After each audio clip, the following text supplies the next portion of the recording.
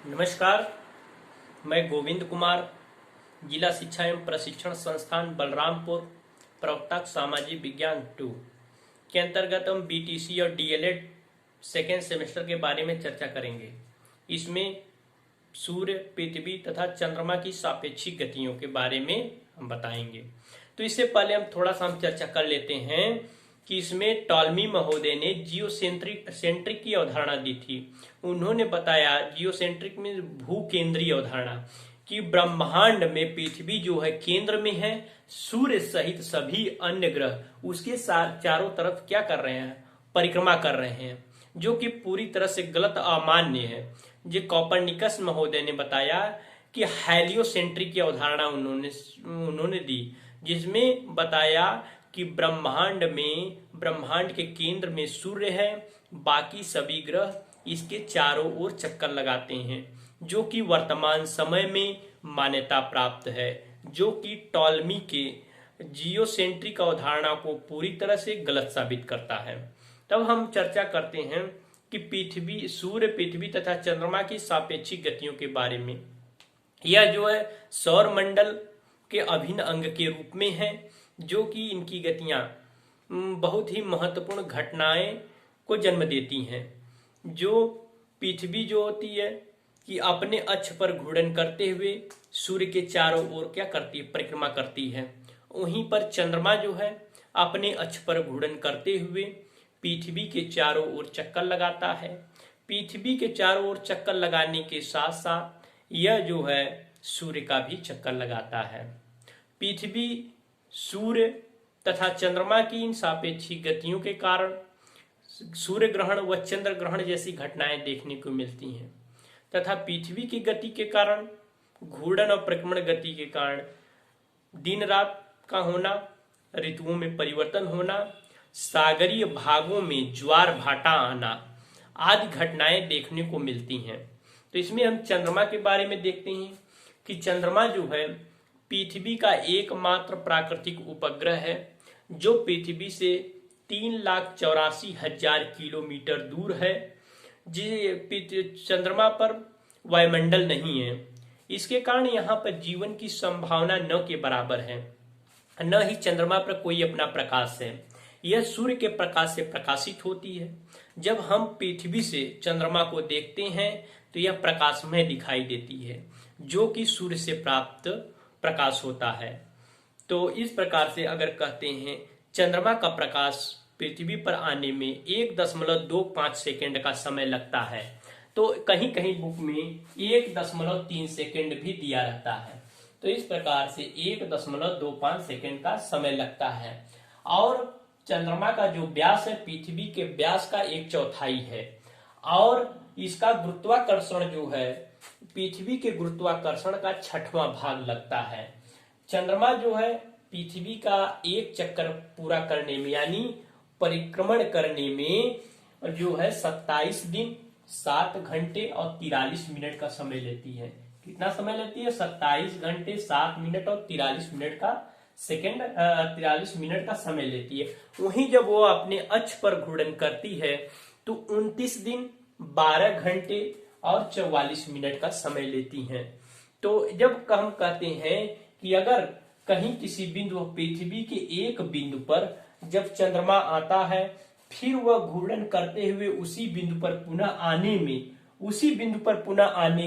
29 दिन 12 घंटे 44 मिनट का समय लगता है। तो इसको क्या कहते हैं? चंद्रमास कहते हैं।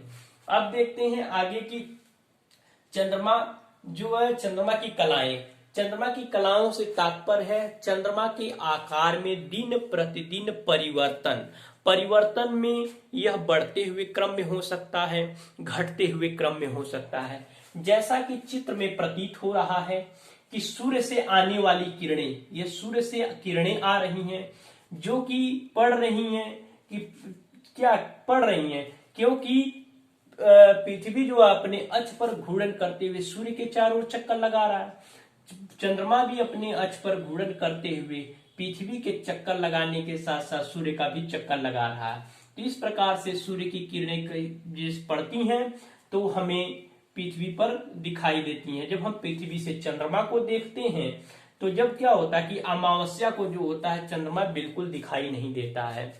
तो अमावस्या को चंद्रमा क्या होता है, बिल्कुल दिखाई नहीं देता है। जैसे जैसे अमावस्या से पूर्णिमा की ओर जाते हैं या बढ़ते हैं तो यह जो है थोड़ा थोड़ा प्रकाश दिखाई दे, खाली जो ब्लैक है ये काला धब्बा समझिए, और जो ये थोड़ा दिखाई दे रहा है ये समझिए कि धीरे धीरे खुलता जा रहा है।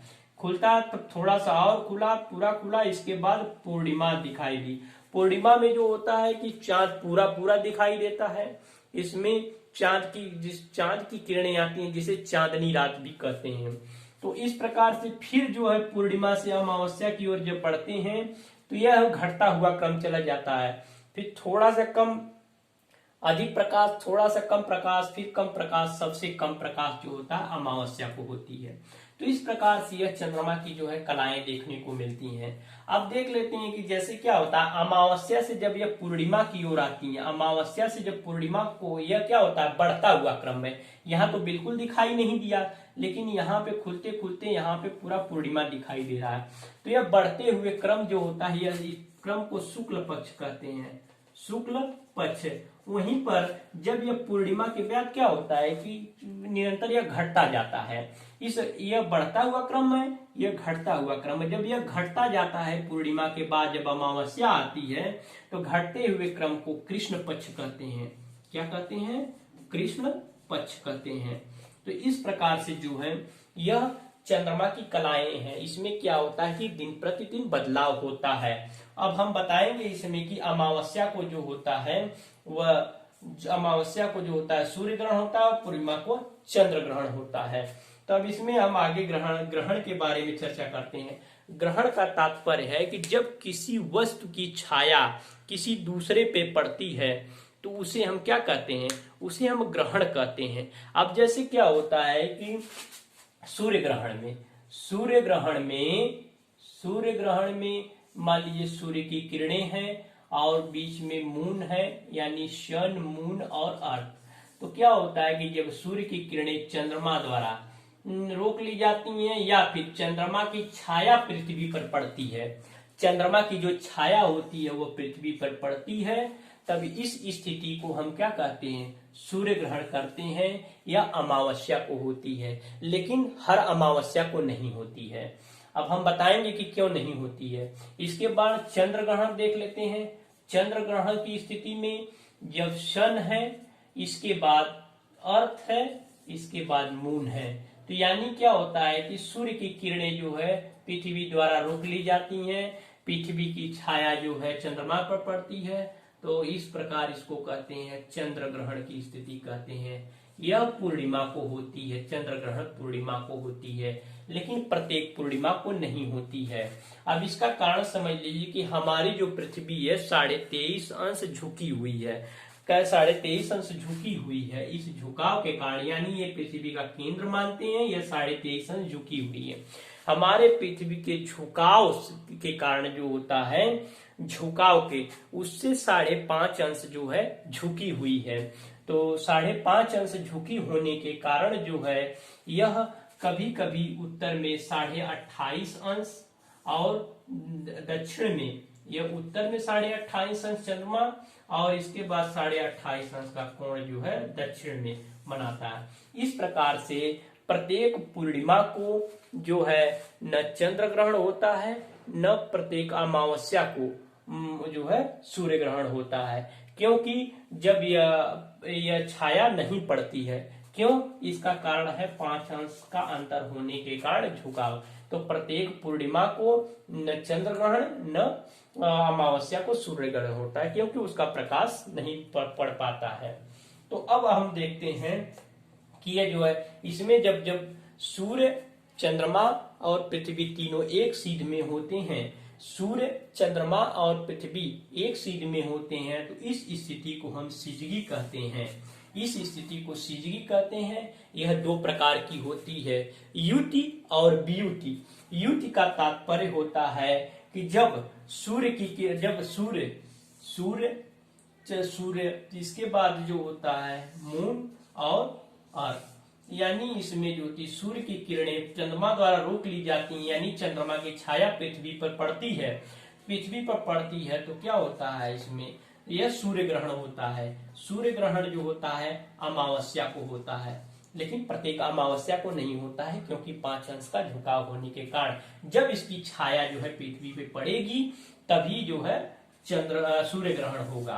अब चंद्र ग्रहण की स्थिति में क्या होता है कि चंद्र ग्रहण जो होता है जब पृथ्वी की छाया चंद्रमा पर पड़ती है तो चंद्र ग्रहण होता है, लेकिन प्रत्येक यह वियुत की स्थिति में होती है। वियुत की स्थिति में क्या होता है, सन हो गया, अर्थ बीच में आ जाती है और इसके बाद मून होता है, यानी कि सूर्य की किरणें पृथ्वी द्वारा रोक ली जाती हैं। यानी पृथ्वी की छाया जो है चंद्रमा पर पड़ती है, पृथ्वी की छाया चंद्रमा पे पड़ने के कारण जो होता है तो यह चंद्र ग्रहण की स्थिति होती है। चंद्र ग्रहण की स्थिति होती है, यह पूर्णिमा को होती है, यह पूर्णिमा को होती है, लेकिन प्रत्येक पूर्णिमा को नहीं होती है, क्योंकि पृथ्वी के अच्छे झुकाव में 5 अंश का अंतर होने के कारण।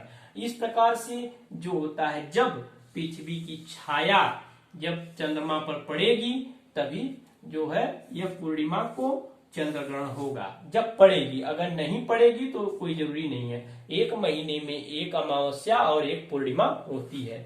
जैसा कि आपने चंद्रकलाओं के बारे में देखा कि चंद्रकलाएं कैसे अमावस्या से पूर्णिमा में बढ़ती हैं और पूर्णिमा से फिर अमावस्या में घटती हैं। इस घटते यानी कि अमावस्या से पूर्णिमा जो बढ़ती है उसको शुक्ल पक्ष कहते हैं बढ़ने के क्रम को, और इसके पूर्णिमा से अमावस्या जो घटता हुआ क्रम है इसको जो है कृष्ण पक्ष कहा जाता है। यही जो है इसकी कलाएं हैं। तो हम पृथ्वीवासी इसको देखते हैं कि किस प्रकार से घटता है, किस प्रकार से बढ़ता है। तो यही रहा चंद्रमा और चंद्र की कलाएं और पृथ्वी के बारे में। ठीक है, थैंक यू।